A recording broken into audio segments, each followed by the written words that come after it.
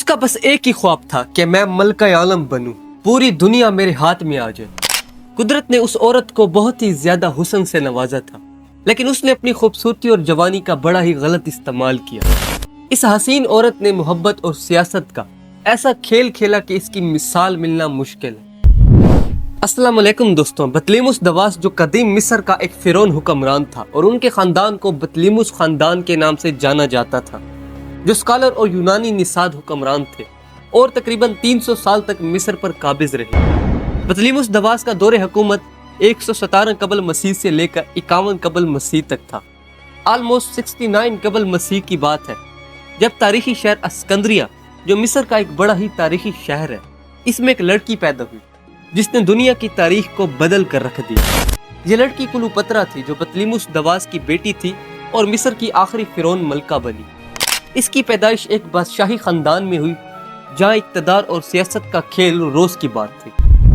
کلوپترا قدیم مصری تاریخ کی ایک مشہور ترین شخصیت تھی جس کے قصے کہانیاں تقریباً دنیا کے ہر ایک کونے میں موجود ہیں۔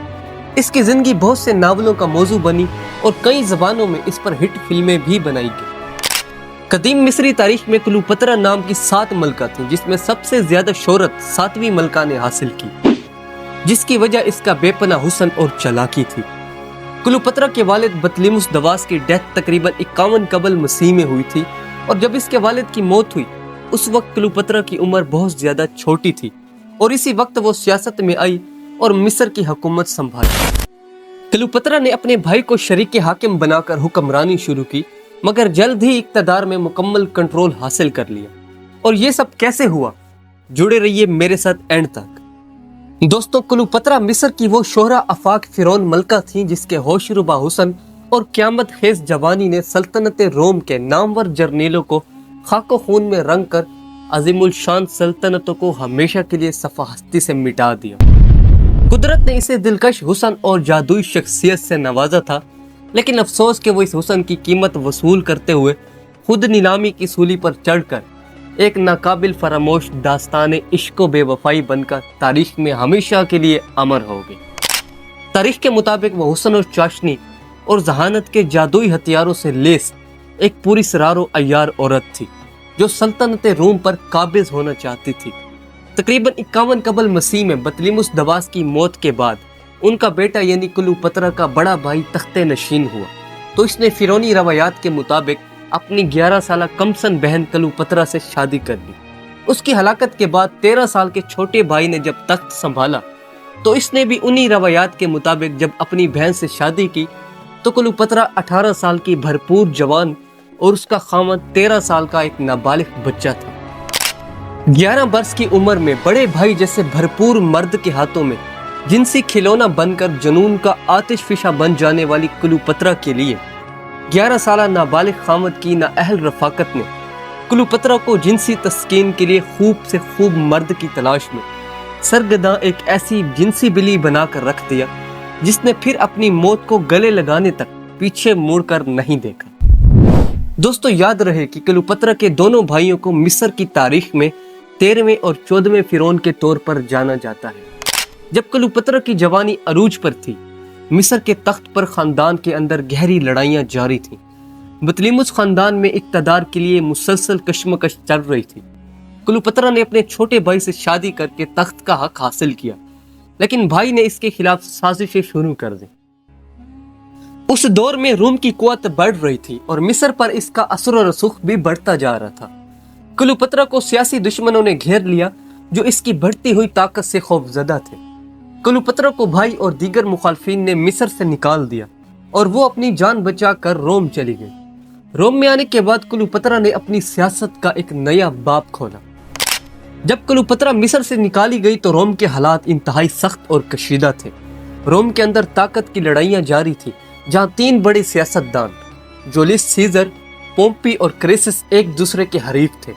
روم آنے کے بعد کلوپترا کا پہلا شکار روم کا وہ شہرا آفاق حکمران جولیس سیزر تھا جو کلوپترا اور اس کے خاوند کے درمیان ثالثی کے لیے مصر گیا، مگر اس کے سحر انگیز حسن اور زلفوں کا اسیر ہو کر 2 برس تک مصر میں ہی مقیم رہا اور بنا شادی رچائے ہی کلوپترا کے ناجائز بچے کا باپ بن گیا۔ اس کے بعد اپنے سب سے بڑے حریف جنرل پومپی کو شکست دینے کے بعد جولیس سیزر نے تخت روم سنبھالا تو کلیوپترا اس کی قربت اور دیگر پراسرار مقاصد کے لیے روم میں ہی مقیم ہو گئی اور یوں عملی طور پر مصر سلطنت روم کا ایک صوبہ بن کر رہ گیا۔ جب جولیس روم کا حکمران بنا اور کلیوپترا روم میں ہی مقیم ہو گئی تو دونوں کے تعلقات نہایت گہرے ہو گئے۔ کلیوپترا نے اپنے حسن اور سیاسی چالاکی سے سیزر کو متاثر کیا اور اس کو اپنا اسیر بنا لیا۔ اس وقت جولیس سیزر نے روم اور مصر دونوں میں ہی اپنی طاقت کو مستحکم کیا۔ سیزر کلیوپترا کے ساتھ تعلقات میں بے پناہ وفادار تھا اور کلیوپترا کے بطن سے اس کا ایک ناجائز بیٹا بھی پیدا ہوا جسے سیزارین کا نام دیا گیا۔ اس تعلق نے کلیوپترا کو روم کی سیاسی دنیا میں بھی مستحکم بنا دیا اور اسے مصر کی ملکہ کے علاوہ روم میں بھی ایک اہم سیاسی شخصیت بنا دیا۔ سیزارین کی پیدائش کلیوپترا کے لیے بہت ہی اہم تھی کیونکہ اس سے نہ صرف مصر پر اپنی گرفت برقرار رکھی بلکہ روم کی سیاسی دنیا میں بھی اپنا اثر و رسوخ بڑھایا۔ کلیوپترا کے لیے مصر واپس جانے کا راستہ جولیس سیزر کی مدد سے کھولا جس نے اسے مصر میں دوبارہ تخت پر بٹھایا اور اس کا کنٹرول مضبوط کیا۔ ان تعلقات اور سیاسی حکمت عملیوں کے ذریعے کلیوپترا نے اپنی سلطنت کو دوبارہ سے مضبوط کیا اور روم کی طاقتور سیاسی خاتون کے طور پر ابھری۔ اور پھر کلیوپترا کو ایک بہت بڑا دھچکا لگتا ہے۔ 15 مارچ 44 سال قبل مسیح کو روم کے سینٹ کے اجلاس کے دوران بزدلانہ حملے سے جولیس سیزر کو قتل کر دیا جاتا ہے جسے آج آئیڈس آف مارچ کے نام سے جانا جاتا ہے۔ اس وقت جولیس سیزر روم کے سب سے طاقتور حکمران تھے اور انہوں نے روم کی سلطنت کو بہت وسعت دی تھی، لیکن ان کے قریبی ساتھیوں خاص طور پر مارکور جونیس بروٹس اور سینیٹروں نے سازش کر کے انہیں قتل کر دیا کیونکہ وہ سمجھتے تھے کہ سیزر بادشاہ بن کر رومن ڈیموکریسی کو ختم کر دیں گے۔ جب سیزر نے اپنے خونی حملے میں بروٹس کو بھی شامل پایا تو ان کے الفاظ تھے، بروٹس کیا تم بھی، جسے بعد میں تاریخی حوالوں میں وفاداری کی شکست کی علامت سمجھا گیا۔ سیزر کو 23 چاقو کے وار لگے اور اس کے بعد روم میں خانہ جنگی شروع ہو گئی۔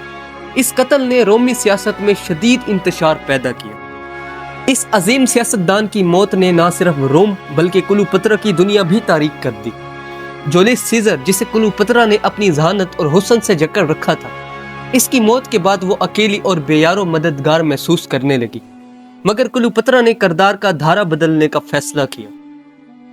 کلیوپترا نے جولیس سیزر کے دوست اور نائب جنرل مارک انتونی کو اپنی ذہانت، سیاسی چالاکی اور حسن کے ذریعے متاثر کیا۔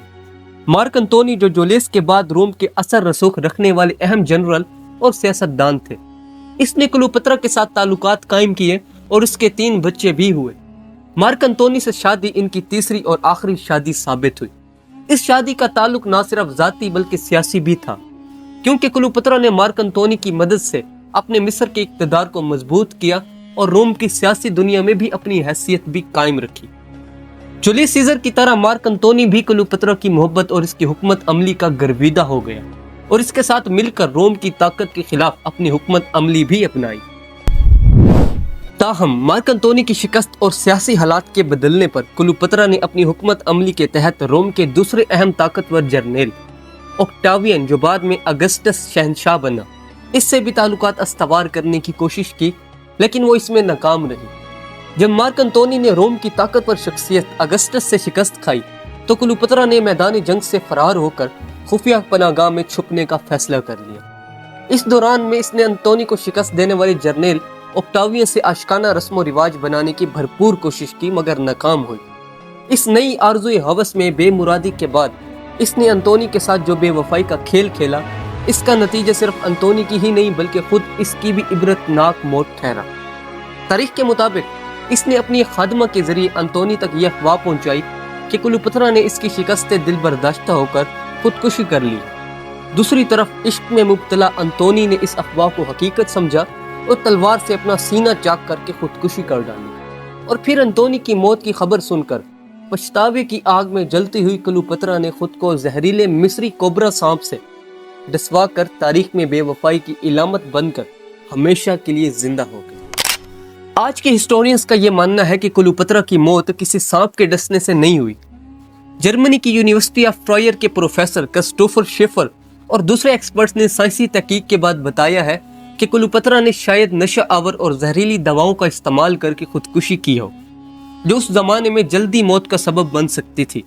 ان کا ماننا ہے کہ یہ ممکن ہی نہیں کیونکہ کوبرا کے ڈسنے سے موت میں کئی دن لگ سکتے ہیں اور یہ ایک سخت اور تکلیف دہ عمل ہوتا ہے۔ دوستو یہی چیزیں اس کی موت کو ایک مسٹیریس ڈیتھ بناتی ہیں۔ کلوپترا ایک طاقتور خاتون تھی جس نے اپنی موت کو بھی اپنے اختیار میں رکھا۔ یہ وہ ملکہ تھی جو حسن، ہوس اور حکمت کے گہرے سمندر میں ڈوبی ہوئی تھی اور قیامت تک کلوپترا کا نام زندہ رہے گا۔ دوستو کہانیاں کبھی ختم نہیں ہوتی، بس ایک نیا باب شروع ہوتا ہے۔ سبسکرائب کریں اور نوٹیفیکیشن آئیکن پر کلک کریں تاکہ میری ہر آنے والی نئی ڈاکومنٹری ویڈیو آپ سے کبھی مس نہ ہو۔ تو ملتے ہیں نیکسٹ ویڈیو میں، تب تک کے لیے اللہ حافظ۔